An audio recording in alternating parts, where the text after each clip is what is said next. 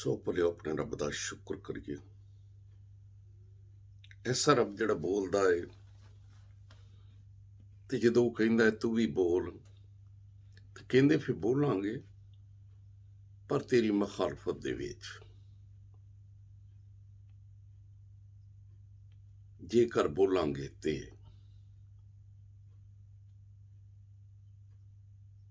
ਪਰ ਬਾਈਬਲ ਕਹਿੰਦੀ ਏ ਯਰਮੀਆ 2:31 ਕਿ ਇਸ ਪੁੱਛਦੇ ਲੋਗੋ ਖੁਦਾ ਆਪਣੇ ਕਲਾਮ ਦਾ ਲਿਹਾਜ਼ ਕਰਿਓ। ਅਸੀਂ ਜੇਕਰ ਬੋਲਨੇ ਆ ਤੇ ਵੱਧ ਲਿਹਾਜ਼ੇ ਹੋ ਕੇ। ਉਹ ਬੋਲਦਾ ਹੈ, ਉਹ ਜ਼ਿੰਦਾ ਹੈ। ਇਬਰਾਨੀਆਂ 10:31 ਲਿਖਿਆ, ਜ਼ਿੰਦਾ ਖੁਦਾਵੰਦ ਦੇ ਹੱਥਾਂ 'ਚ ਪੈਣਾ ਹੌਲਨਾਕ ਗੱਲ ਹੈ।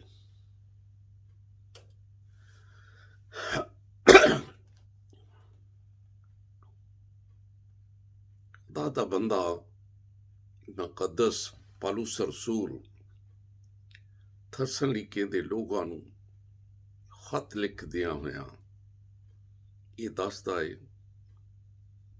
ਕਿ ਉਹ ਜ਼ਿੰਦਾ ਹੈ। ਉਹਨੇ ਮੌਤ, ਕਬਰ, ਸਲੀਬ ਤੇ ਫਤਹ ਪਾ ਕੇ ਉਹ ਅਸਮਾਨ ਤੇ ਗਿਆ ਹੈ, ਅਸਮਾਨ ਤੋਂ ਵਾਪਸ ਆਉਣ ਵਾਲਾ ਹੈ। ਪਰ ਜਿਹੜੇ ਉਸ ਨੂੰ ਨਹੀਂ ਪਛਾਣਦੇ, ਫਿਰ ਉਹ ਉਹਨਾਂ ਤੋਂ ਜਦੋਂ ਆਵੇਗਾ ਤੇ ਕੀ ਕਰੇਗਾ।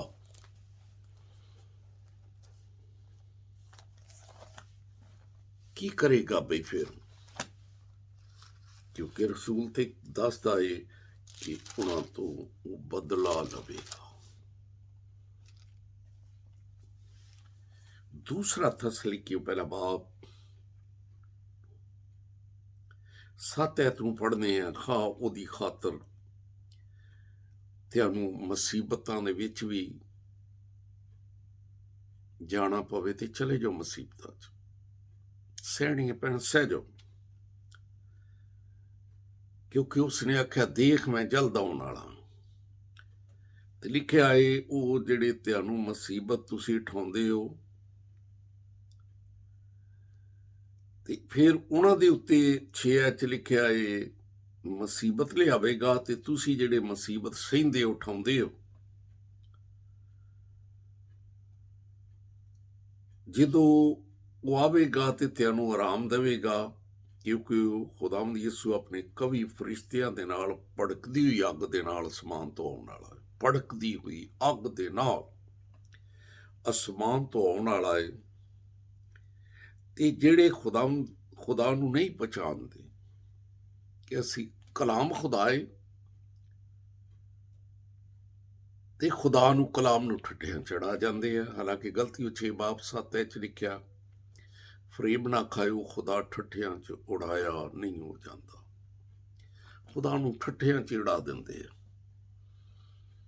ਤੇ ਝੂਠੇ ਤੇ ਫਰੇਬੀ ਤੇ ਸ਼ਿਕਾਰੀ ਲੋਕਾਂ ਦੀਆਂ ਗੱਲਾਂ ਨੂੰ ਮੰਨਦੇ। ਤੇ ਰੋਮੀਓ ਪਹਿਲਾ ਬਾਬ ਫਿਰ 25 ਲਿਖਿਆ ਏ, ਜੇ ਖੁਦਾ ਨੂੰ ਠੱਠਿਆਂ ਚੜਾਉਂਦੇ ਹੋ ਤੇ ਇਹਨਾਂ ਦੀ ਗੱਲ ਮੰਨਦੇ ਹੋ, ਤੇ ਫਿਰ ਤੁਸੀਂ ਇਬਾਦਤ ਵੀ ਇਹਨਾਂ ਦੀ ਕਰਦੇ ਹੋ। ਇਹਨਾਂ ਦੀ ਇਬਾਦਤ ਕਰਦੇ ਹੋ, ਇਹਨਾਂ ਦੀ ਇਬਾਦਤ ਤੇ ਇਹਨਾਂ ਦੀ ਪਰਸਤਿਸ਼ ਕਰਦੇ ਹੋ।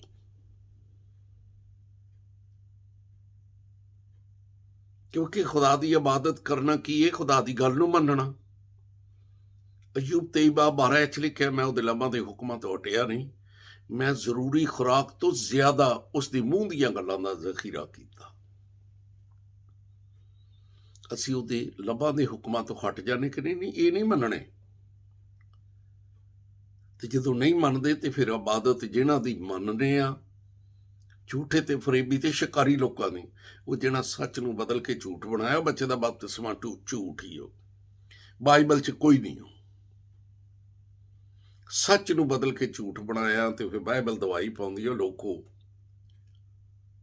ਤੁਸੀਂ ਇਹਨਾਂ ਦੀ ਇਬਾਦਤ ਕਰਨ ਦੇ ਹੋ ਬਨਿਸਬਤ ਉਸ ਖਾਲਕ ਦੀ ਕਰਦੇ ਜਿਸ ਨੇ ਖਾਲਕ ਕੀਤਾ, ਜਿਸ ਦੇ ਬਾਰੇ ਯਸਾਇਆ 54:5 ਲਿਖਿਆ, ਤੇਰਾ ਖਾਲਕ ਤੇਰਾ ਸ਼ੋਹਰ ਹੈ, ਉਹਦਾ ਨਾਂ ਰੱਬੁਲ ਫਾਜੀ, ਉਹ ਕੌਮਾਂ ਦਾ ਰੱਬ ਹੀ, ਉਹ ਤੇਰਾ ਫਿਦਿਆ ਦੇਣ ਵਾਲਾ ਇਸਰਾਈਲ ਦਾ ਕਦੂਸ ਸੀ।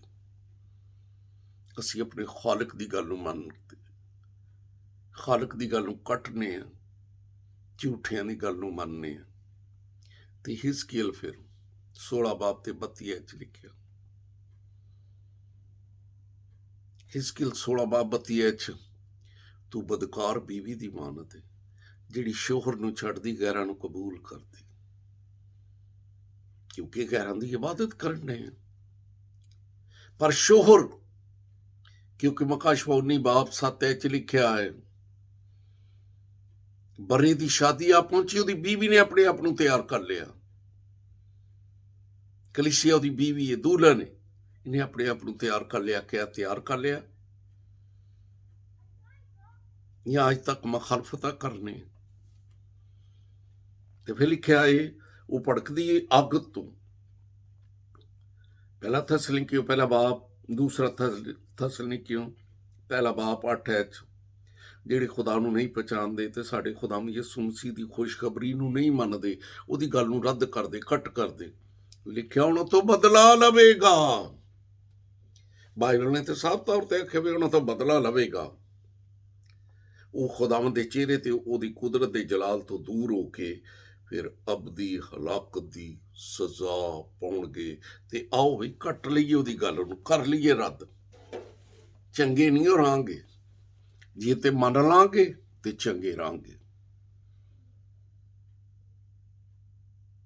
ਖੁਦਾਵੰਦ ਤੇਰਾ ਖਾਦਮ ਹੁੰਦਿਆਂ ਜਿਹੜਾ ਕਲਾਮ ਤੂੰ ਮੈਨੂੰ ਦਿੱਤਾ ਹੈ, ਉਸ ਕਲਾਮ ਨੂੰ ਪੂਰੀ ਦਿਆਨਤਦਾਰੀ ਨਾਲ ਤੇਰੇ ਲੋਕਾਂ ਤੱਕ ਪਹੁੰਚਾ ਦਿੱਤਾ, ਕਿਉਂਕਿ ਤੂੰ ਭੜਕਦੀ ਅੱਗ ਦੇ ਨਾਲ ਆਉਣ ਵਾਲਾ, ਜਿਹੜੇ ਤੈਨੂੰ ਨਹੀਂ ਮੰਨਦੇ, ਤੇਰੀਆਂ ਗੱਲਾਂ ਨੂੰ ਨਹੀਂ ਮੰਨਦੇ, ਤੂੰ ਉਹਨਾਂ ਤੋਂ ਬਦਲਾ ਲਵਾਂਗਾ।